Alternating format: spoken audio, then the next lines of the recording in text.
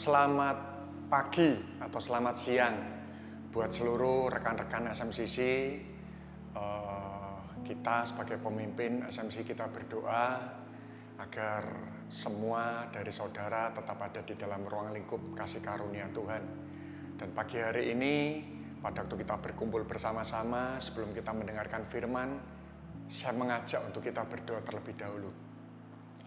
Bapa, di dalam nama Yesus, kami bersyukur bahwa di saat-saat ini Tuhan tetap memberikan kesempatan buat kami bisa mendengarkan apa yang menjadi nasihat-nasihat-Mu.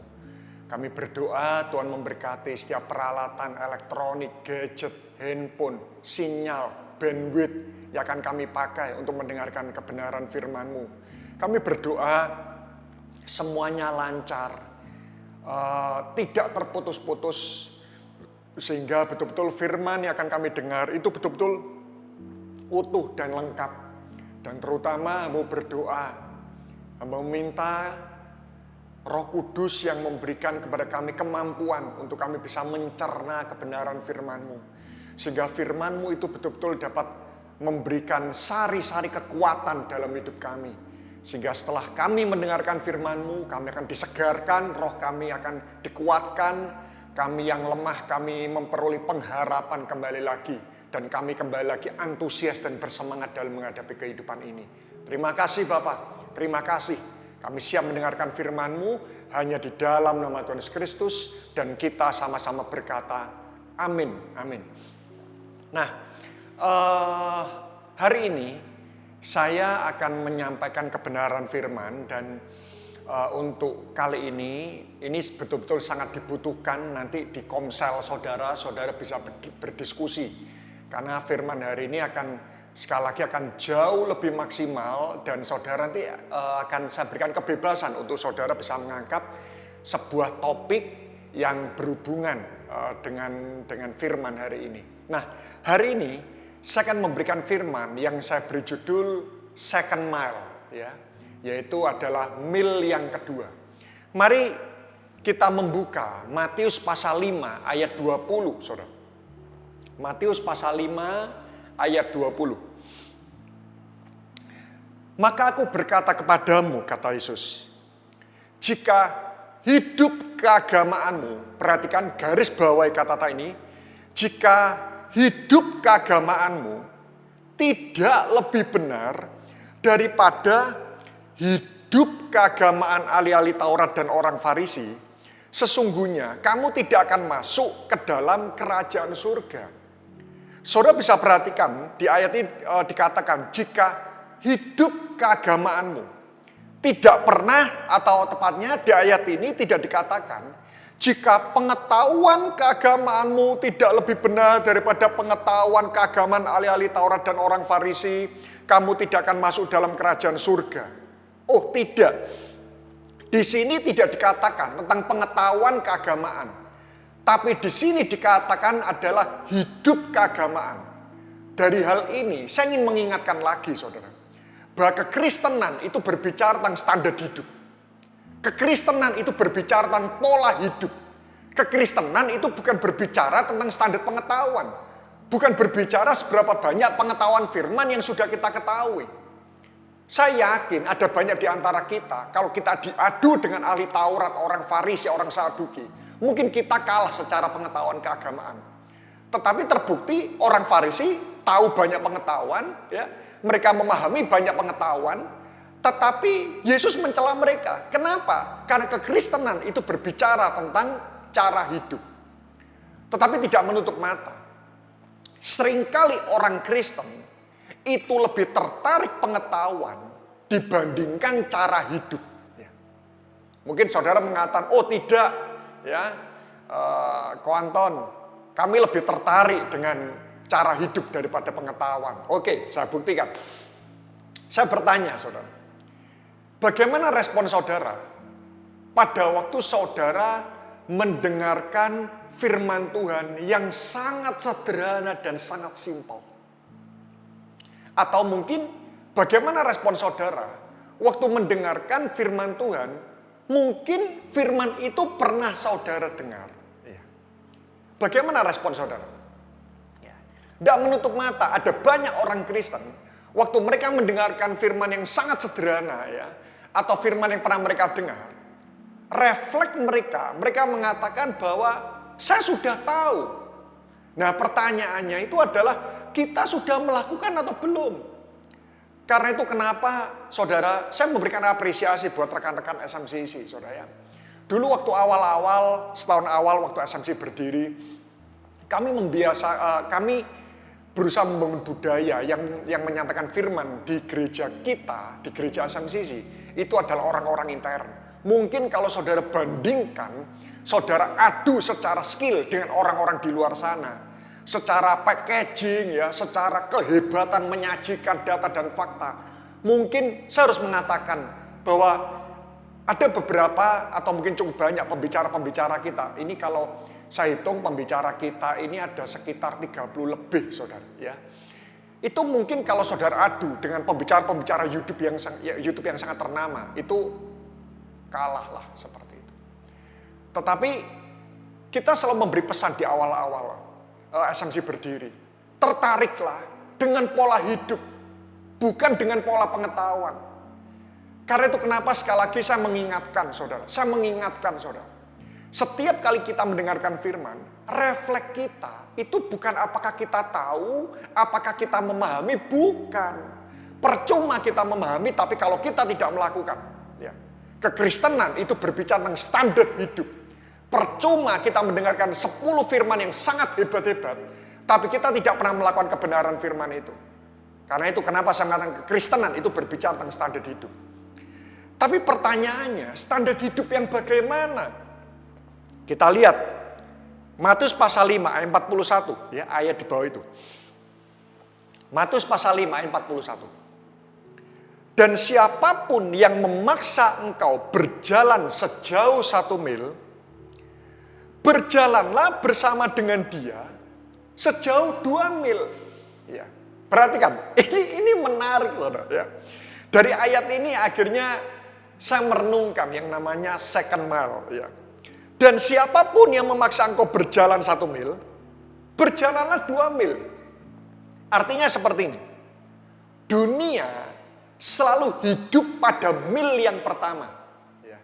Seseorang menuntut kamu berjalan 1 mil. Itu artinya kalau dunia itu memiliki standar mil pertama, kita itu harus memiliki standar mil yang kedua. Tuntutan dunia seperti apa, standar dunia seperti apa, kita harus punya standar hidup yang lebih tinggi daripada standar dunia. Ya. Dunia itu menghidupi mil yang pertama. Kekristenan itu menghidupi mil yang kedua. Saudara. Mari kita lihat beberapa fakta ayat. Ayat setelah itu, ya Matius pasal 5, 21. Maksud saya ayat di atas itu, 21. Kamu telah mendengarkan yang difirmankan kepada nenek moyang, jangan membunuh. Siapa yang membunuh harus dihukum. Saudara setuju dengan hal ini? Siapa yang membunuh harus dihukum. Jelas, Anda membunuh, Anda di penjara. Tapi itu standar dunia, itu mil pertama. Ayat 22, ini mil yang kedua. Tetapi aku berkata kepadamu, setiap orang yang marah di sini sampai pada pengertian benci terhadap saudaranya, harus dihukum. Siapa yang berkata kepada saudaranya kafir, harus dihadapkan ke mahkamah agama. Dan siapa yang berkata jahil, harus diserahkan ke dalam neraka yang menyala-nyala. Ya. Standar dunia, engkau membunuh, engkau dihukum. Tapi standar kekristenan, pada waktu engkau benci, engkau sudah dihukum. Pertanyaan saya, apakah dunia bisa membenci? Dunia apakah bisa menghukum orang benci? Tidak bisa. Dunia menghukum orang membunuh. Standar dunia itu perbuatan. Standar kekristenan itu hati. Alkitab mengatakan waktu engkau benci, engkau sudah dihukum. Itu mil kedua. Kita lihat lagi. Ayat 27, Matius 5:27. Kamu telah mendengar, jangan berzina. Ya, berzina Anda digerebek, jelas. Standar dunia berzina. Ayat 28. Tapi aku berkata kepadamu, setiap orang memandang perempuan serta menginginkannya, sudah berzina di dalam hatinya. Loh, dunia tidak bisa menghukum orang berzina di dalam hati. Dunia tidak bisa menghukum orang yang tertarik kepada seorang wanita ya sampai muncul gairah atau nafsu di dalam hati, tidak bisa. Dunia menghukum orang berzina, terbukti secara perbuatan. Tapi standar kekristenan sekali lagi itu adalah mil yang kedua di dalam hati. Lihat lagi, ayat 43. Ayat 43. Kamu telah mendengar firman, kasihlah samamu manusia, dan bencilah musuhmu. Ya, dunia mengatakan, kasih sama, benci musuh. Ya. Tapi itu mil pertama. Mil kedua. Tetapi aku berkata kepadamu, kasihilah musuhmu, dan berdoalah bagi orang menganiaya kamu. Ya. Mil pertama, kasih sesamamu, bencilah musuhmu. Ya. Dunia, saudara tanyalah pada orang, kenapa kamu benci? Karena dia disakiti. Itu mil pertama. Jadi kalau ada orang menyakiti kita, kita benci, itu mil pertama. Itu standar dunia. Standar kekristenan. Mil kedua. Apa itu mil kedua? Kasihilah musuhmu. Dan berdoalah bagi orang menganiaya kamu. Dari hal ini, saya ingin mengingatkan sekali lagi. Standar kekristenan itu selalu berbicara standar hidup yang lebih tinggi daripada standar dunia. Mil yang kedua. Karena itu kenapa nanti pada waktu saudara komunitas, saudara silakan diskusikan value apa yang saudara hidupi. Ya. Mungkin sekelilingmu di tempat pekerjaan mereka terima uang suap. Tapi Anda, uang terima kasih saja, Anda tidak terima. Mungkin, ya, itu mil kedua. Nah, mungkin saudara menghidupi tentang mengampuni, ya. Dunia mengatakan orang yang nyakitimu, bencilah dia. Ya. Kamu berbuat baik pada orang itu, ya. Waktu dia butuh engkau tolong. Waktu engkau butuh, dia tidak tolong. Maka waktu dia butuh lagi, engkau tidak tolong. Itu standar dunia. Saya menolong orang tidak tolong saya tidak akan tolong dia. Itu standar dunia. Tapi standar Alkitab, ya standar mil yang kedua. Aku tolong orang, saya tolong orang. Orang tidak tolong saya akan tetap tolong dia. Itu adalah mil yang kedua. Nanti saudara waktu di komsel, saudara boleh setiap orang cerita mungkin value mil kedua apa yang saudara hidupi, ya. Atau saudara boleh mengupas salah satu topik, ya, salah satu value, dan saudara diskusikan apakah value itu mil kedua itu sudah saudara hidupi. Tetapi khusus hari ini, saudara, di dalam mil yang kedua, saya ingin mengangkat sebuah value, saudara. Karena tidak menutup mata, saudara, buat saudara yang pernah atau sering atau kadang-kadang atau rutin, kita di SMCC itu ada doa buat mendukung rekan-rekan kita yang terpapar COVID, saudara. Kenapa? Karena mulai minggu lalu kalau tidak salah, saudara, kami melihat setiap hari ada minimal satu orang rekan kita itu terpapar, saudara. Setiap hari. Kalau tidak jemaat kita, ya orang tua atau keluarga inti dari jemaat kita. Setiap hari, saudara. Dan mungkin saya yakin ada banyak di antara saudara itu yang tahu, saudara. Dan terpapar COVID itu mentalitasnya ya secara korporat itu lebih cepat down daripada mungkin penyakit yang tumor atau kanker. Artinya kalau satu kena kanker, misal seorang ayah kena kanker, istrinya bisa menolong. Tapi hari-hari ini saudara bisa melihat klaster keluarga itu sangat banyak. Dan ini tidak mudah, saudara. Orang terpapar COVID itu bukan diserang cuma secara tubuh, tapi secara mentalitas. Saudara bisa bayangkan, kalau satu keluarga kena, ya, suami, istri, anak. Istrinya parah, itu suaminya lemes, minta tolong sama orang ngantar. Itu sungkan, saudara. Itu tidak mudah, saudara. Di sela-sela rasa sakit, dia harus tetap bisa ngantar semuanya sendirian. Dia butuh pertolongan, tapi dia sungkan pasti minta tolong karena nanti akan semakin akan semakin menular lagi. Itu tidak mudah, saudara. Karena itu kenapa kami melihat bahwa hari-hari ini, terutama kalau komsel saudara ada yang terpapar, itu sedikit banyak mereka pasti akan mengalami yang namanya ketakutan dan kekhawatiran. Ya. Karena itu kenapa hari ini saya ingin menguatkan ya, buat teman-teman, terutama secara khusus saudara yang terpapar, saudara. Ya. Buat teman-teman secara khusus saudara yang terpapar. Ya. Minggu ini saya mendengar orang tua jemaat ada yang meninggal lagi. Ya. Ya. Ada orang yang khawatir, takut, kenapa? Karena mereka mungkin dalam waktu dekat, dalam tahun ini mereka mau menikah, saudara. Dan kalau ada salah satu anggota keluarga kena, itu tidak mudah buat mereka, saudara. Itu tidak mudah, saudara. Ya. Karena itu kenapa hari ini saya ingin mengingatkan, saya ingin menguatkan. Buat dunia, orang terpapar COVID, mereka takut. Itu standar dunia, itu mil pertama. Tapi kekristenan itu harus mil yang kedua. Saudara mungkin terpapar. Tapi jika kita takut sama seperti orang dunia, lalu apa beda orang percaya dengan orang belum percaya? Saya percaya satu hal seperti ini. Perbedaan antara orang percaya dengan orang yang belum percaya adalah keyakinan mereka dalam menatap masa depan. Optimisme mereka dalam menatap masa depan. Karena itu kenapa hari ini saya ingin berbagi ya, buat saudara.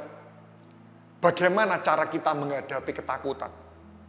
Ya, 2 Timotius pasal 1 ayat yang ke-7. Sekali lagi, saudara nanti di Komsel, saudara bisa mengupas value apapun.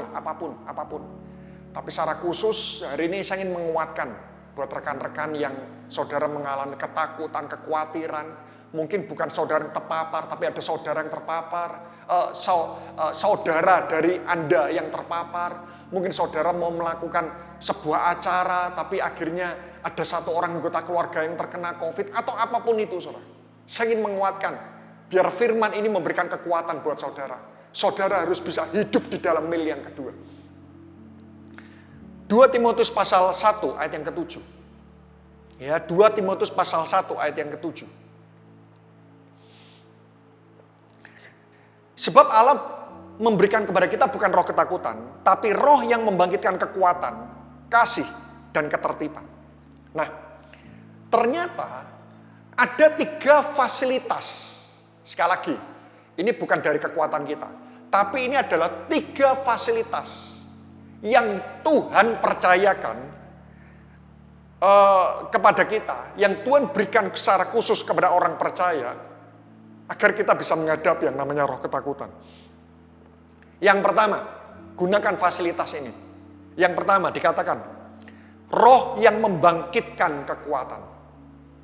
Ya, sekali lagi fasilitasnya yang diberikan pada orang percaya. Yang pertama, roh yang membangkitkan kekuatan. Nah, kalau saudara lihat di versi King James, roh yang membangkitkan kekuatan itu adalah power. Dalam bahasa aslinya itu adalah dunamis. Ya. Ternyata fasilitas pertama itu adalah Tuhan memberikan yang namanya power atau dunamis. Dan kata-kata dunamis itu saudara temukan itu dalam Kisah Rasul 1 ayat 8. Ya. Tetapi kamu akan menerima kuasa kalau Roh Kudus turun ke atas kamu. Ternyata roh yang membangkitkan kekuatan itu adalah kuasa Roh Kudus. Jadi fasilitas pertama yang Tuhan berikan kepada Anda dalam menghadapi roh ketakutan itu adalah kuasa Roh Kudus. Anda percaya bahwa Anda telah terima Roh Kudus? Oh iya, buktinya Anda percaya Yesus sebagai Tuhan dan Juru Selamat. Berarti dalam diri Anda itu ada Roh Kudus. Kalau dalam diri Anda ada Roh Kudus, berarti ada kuasa Roh Kudus. Nah, artinya seperti ini. Kuasa Roh Kudus itu adalah kuasa yang Allah berikan, kemampuan yang Tuhan berikan agar kita bisa menaklukkan semua permasalahan dunia. Saya analogikan, saudara. Ya, saya analogikan. Ya.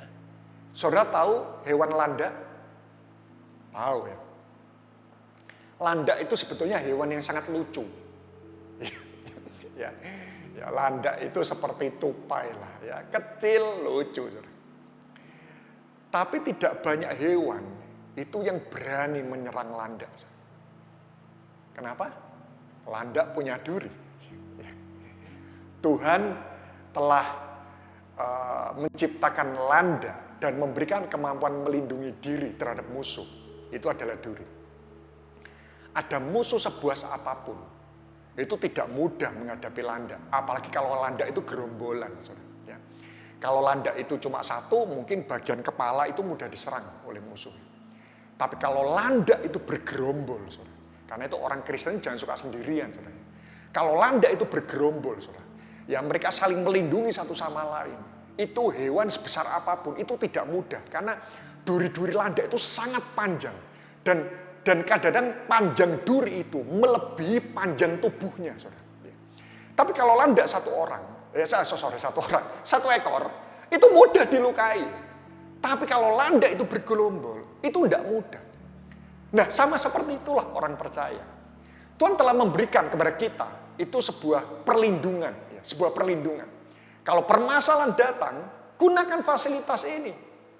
Tuhan sudah memberikan kepada kita kemampuan untuk menghadapi yang namanya permasalahan.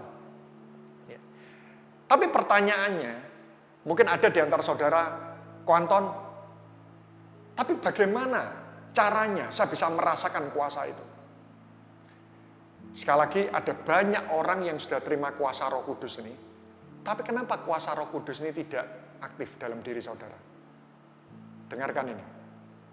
Roh yang membangkitkan kekuatan atau kuasa Roh Kudus ini perlu diaktifkan. Dan cara mengaktifkannya itu adalah satu. Hadapi ketakutan. Lari itu semakin membuat ketakutan, itu akan menguasai kehidupan kita. Hadapi ketakutanmu. Hadapi ketakutanmu. Bagaimana caranya engkau menghadapi ketakutanmu? Ingat pengalaman hidupmu bersama dengan Tuhan. Ya. Ingat pengalaman hidupmu bersama dengan Tuhan. Pada waktu anak saya sakit, yang saya ingat satu, saya pernah bekerja selama kurang lebih 13 tahun dan uang saya itu ditipu sama seseorang. 80% itu habis. Pada waktu anak saya sakit, saya khawatir tentang pembiayaan. Saya mengingat masa-masa itu. Bagaimana Tuhan tetap tolong saya. Dan itu memberikan sebuah kekuatan, pengalaman. Dan waktu istri saya sakit, saya mengingat bagaimana Tuhan menolong anak saya tetap sehat dan sembuh. Dan itulah yang memberikan kekuatan buat saya dalam saya menghadapi pada waktu istri saya sakit. Saya yakin pada waktu itu, saya yakin istri saya tidak mungkin meninggal. Kenapa? Ya. Kalau istri saya meninggal, Komsel PCS kehilangan satu helper. Kalau istri saya meninggal, ILT akan kehilangan satu komander. Gitu. Tapi maksud saya seperti ini. Kalau istri saya meninggal, anak saya ini masih kecil. Ya. Saya percaya waktu itu, anak saya masih butuh peranan istri saya. Saya yakin. Tapi apa yang membuat saya berani menghadapi hal itu? Saya mengingat pengalaman hidup bersama dengan Tuhan. Hadapi ketakutanmu. Ingatlah, manusia itu adalah makhluk hidup yang paling hebat memiliki kemampuan beradaptasi. Manusia itu adalah satu-satunya makhluk hidup yang memiliki kemampuan daya juang paling tinggi. Ingatlah akan hal itu. Karena kita ini serupa seperti Kristus.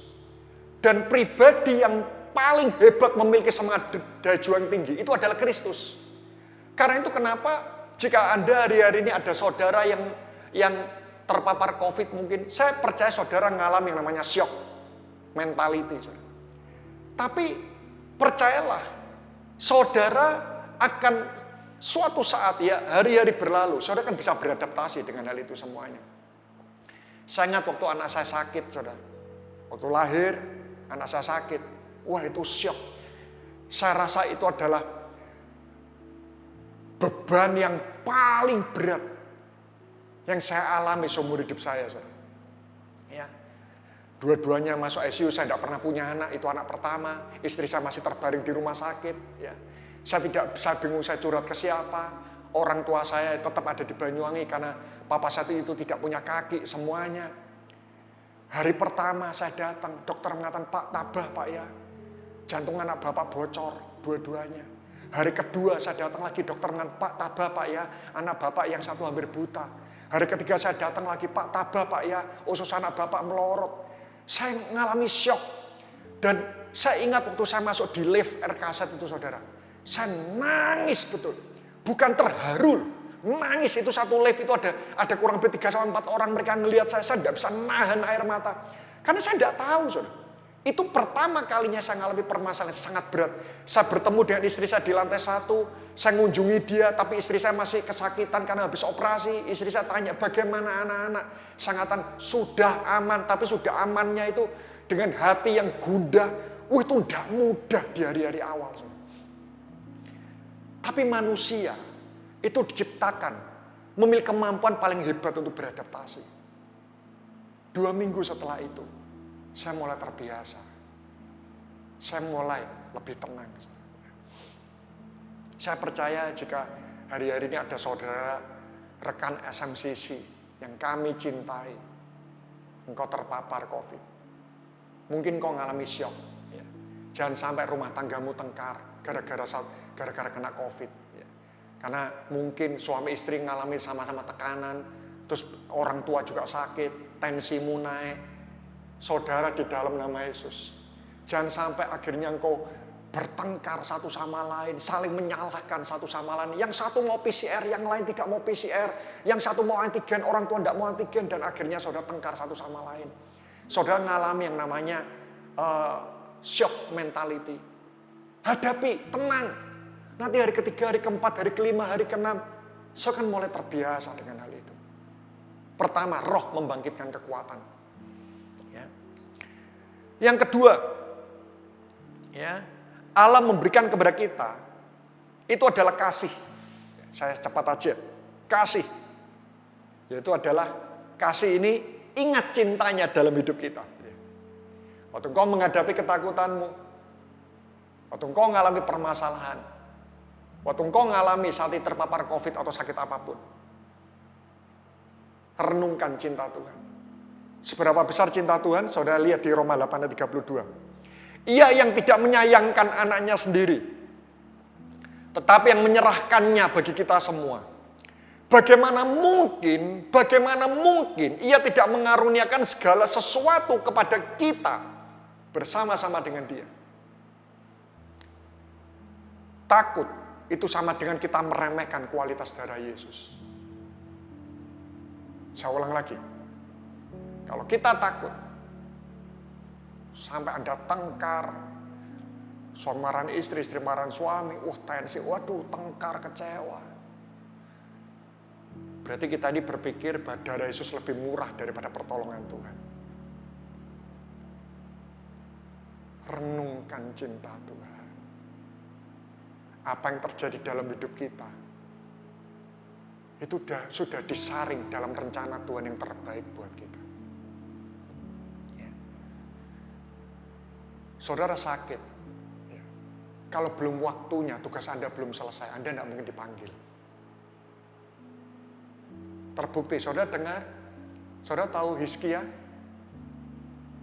Ya, Hizkia itu mengalami mujizat. Kalau tidak salah 95% jantungnya itu sudah buntu semua. Jantungnya sudah buntu. Terjadi penyumbatan. Dokter kaget, ini harusnya meninggal. Tapi tiba-tiba muncul serabut-serabut kecil seperti rambut yang sangat banyak sekali. Itu tidak pernah ada dalam dunia medis. Itu yang membuat kenapa jantungnya masih berfungsi. Orang kalau belum waktunya, saudara sakit COVID sampai level 7, saudara. Tidak mungkin dipanggil Tuhan. Renungkan cinta Tuhan. Dan memberikan respon yang baik. Itu juga termasuk tugas kita di muka bumi ini. Yang ketiga, yang terakhir. Ya. Sebab Allah bukan memberikan kepada kita roh ketakutan, tapi roh yang membangkitkan kekuatan, kasih, dan ketertiban. Nah, ketertiban di sini itu dalam bahasa aslinya adalah sopronismos. Atau versi King James yang namanya sound mind. Bukan sound man. Sound mind, suara pikiran. Artinya, tertibkan pikiranmu. Tertibkan pikiranmu.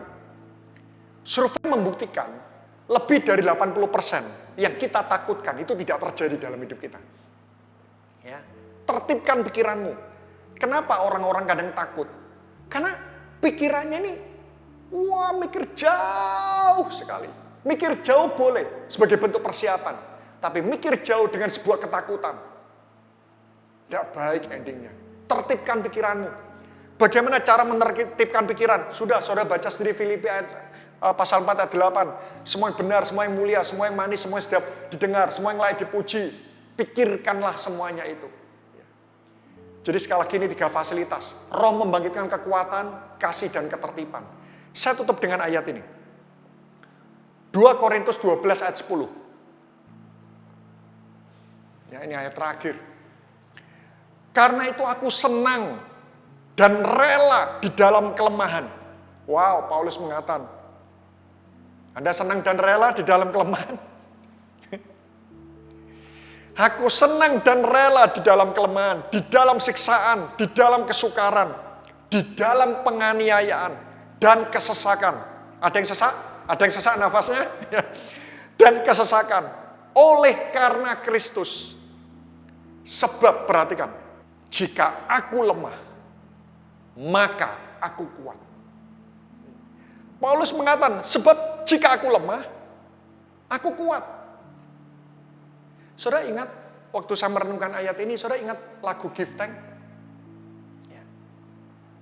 Dengan hati bersyukur pada Allah yang hidup, syukur karena diberikan anaknya Yesus.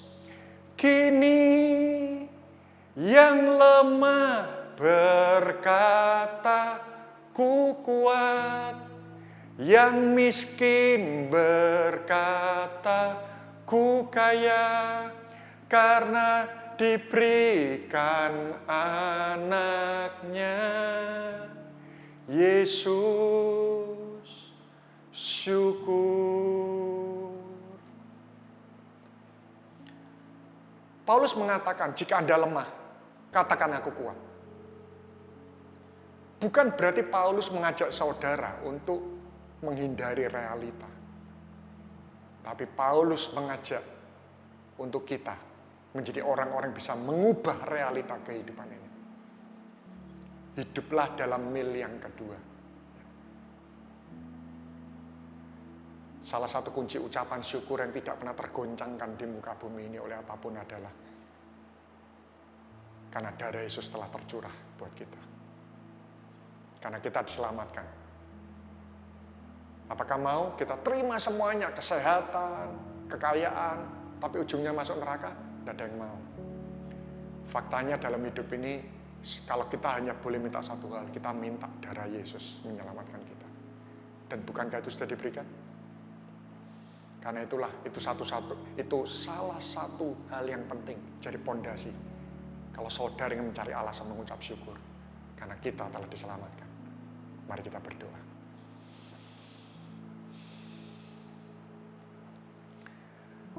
Kami mengucapkan terima kasih buat kebenaran firman-Mu, Tuhan. Hamba-Mu berdoa secara khusus buat setiap rekan-rekan yang ada di SMCC. Secara khusus, jika ada di antara mereka yang mengalami ketakutan, biar firman hari ini itu betul-betul menguatkan mereka secara spesifik. Kami berdoa damai sejahtera yang sudah Tuhan curahkan itu betul-betul bertahta di dalam hati mereka. Yang lemah berkata aku kuat, yang miskin berkata aku kaya. Karena Tuhan, darah Kristus itu telah diberikan kepada kami semuanya. Terima kasih. Hanya di dalam nama Tuhan Yesus Kristus. Dan kita sama-sama berkata, amin. Terus memberkati saudara semuanya.